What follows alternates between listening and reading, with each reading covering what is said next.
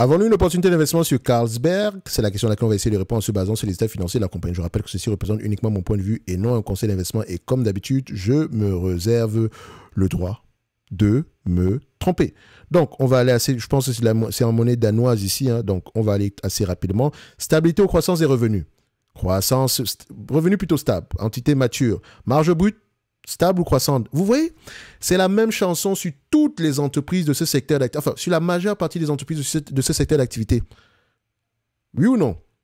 Et vous avez les vidéos précédentes. C'est pas pour rien que je les ai faites successivement. Ça vous permet de voir ici que tout le secteur rencontre à peu près les mêmes difficultés. Pression au niveau des coûts de matières premières. Ensuite, l'entreprise ici, quand on a une pression au niveau des coûts de matières premières, soit vous augmentez les prix, et ça, il peut avoir un impact sur les volumes, soit vous diminuez les coûts, ok? Ça peut également avoir un impact à long terme. Et quand on dit diminuer les coûts, lesquels? Est-ce que vous avez diminué les coûts marketing? Ça, c'est un danger parce que en réalité, actuellement, la guerre, il faut absolument dépenser en marketing pour continuer à croire qu'ici, la valeur de la marque, on va le dire comme ça, la perception de valeur de la marque. Bref, il faut toujours vérifier quel poste de dépense a été supprimé pour maintenir les marges stables. Quand moi, je vois les marges brutes qui diminuent, d'accord, je me pose la question de savoir ça vient d'où. Marge EBITDA, plutôt stable. Donc, faites attention. On a 3 points en moins, alors qu'ici, on a 5 points en moins. Donc, ce qui veut dire qu'on a peut-être coupé ici, quelque part, au niveau des dépenses liées à la publicité. Et ça, ce n'est pas bon. Allez vérifier. Et c'est juste quantitativement. Hein. Je n'ai pas vérifié cette information-là, mais je sais où est-ce que je vais, par où je vais commencer. OK? Ensuite, pour le moment, j'aime ce que je vois. Je comprends la difficulté actuelle, mais j'aime également ce que je vois. Net income, free cash flow, est-ce que les deux parlent le même langage? Quand on les met sur le même graphique, free cash flow a tendance à être plus élevé. OK? J'aime également cela. Net dette sur EBITDA, on a quelque chose en dessous de 1,7 fois les EBITDA. Donc, dette ici, dette net sur EBITDA. On a quoi ici? On a à peu près, en termes de volume, c'est 23 milliards. D'accord? Donc, le volume est plutôt stable.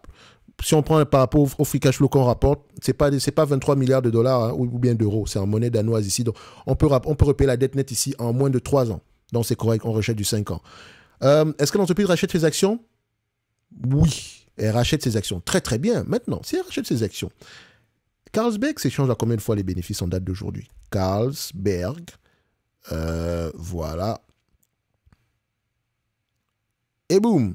Donc, en date d'aujourd'hui, Carlsberg a tendance à s'échanger aux alentours de 17 fois les bénéfices. C'est tout à fait normal, plutôt mature. Donc, on ne s'attend pas à moins que ça, entre 15 et 17 fois les bénéfices. Donc, ça ne me dérange pas. Free cash flow vont dans le même sens, business assez prévisible comme la plupart des entreprises dans ce secteur d'activité, n'est-ce pas? On a vérifié, n'est-ce pas? Donc, pour ceux qui sont intéressés, vous avez la possibilité d'avoir Fastgraft ici à 25% de réduction en passant par le lien de promotion en description de la vidéo, d'accord? Vous prenez le lien d'affiliation avec le code qui vient avec, pour ceux qui sont intéressés, bien sûr. Donc, pendant qu'on est là, n'oubliez pas la Top Newsletter ainsi que le service Top Analyse en dessous, d'accord? Où on partage vraiment des analyses qualitatives sur les entreprises qui nous intéressent, ok? Dans la Top Newsletter, ce sont des analyses sectorielles, c'est gratuit à ce niveau-là. Bref, on en a partagé une dernièrement. Donc ici, vous pouvez voir qu'en termes de free cash flow, sur les mois à venir, on s'attend à peu près à quelque chose de plutôt stable. Faites attention. Donc, si on paye 15 fois les bénéfices pour ce genre de business, on va mettre ça ici. Ouais, je vais être assez conservateur. 15 fois, je pense qu'elle mérite plus que ça, mais je vais rester à 15 fois les bénéfices. Du point de vue bénéfice net, qu'est-ce que ça représente? On me demande de payer en date de jouer un business assez prévisible 15 fois les bénéfices. Ça représente à peu près aux alentours de 1017 couronnes. Enfin, c'est en monnaie danoise ici. On va aller voir à peu près 1017, je sais pas quoi. D'accord? Excusez-moi. D'accord? Je suis fatigué avec toutes ces monnaies-là. Je fonctionne avec le dollar. Je dois fonctionner avec ce genre de monnaie. En couronne danoise. D'accord? Voilà. Couronne danoise. On me demande de payer 1000 couronnes danoises ici. Un business qui pourrait rapporter 68 couronnes danoises d'ici 2026. On met 68 parce que ce chiffre ici ne sera jamais exact. Il sera soit plus élevé, soit moins élevé. 1000, ça représente ici un rendement sur coût de près de 6,8%. Attention, sur le 1000 couronnes danoises, 1017 couronnes danoises précisément à 17 fois les bénéfices, on enlève la dette nette d'aujourd'hui. D'accord, ça représente combien? 1000 couronnes danoises, moins 173, donc 1017, pour ceux qui aiment la précision, moins 173, et je rappelle ici qu'évaluer une entreprise, c'est pas une question de précision, c'est un intervalle de valeur dépendamment ici de la probabilité ici la probabilité d'occurrence des bénéfices nets que vous avez tantôt pris en considération.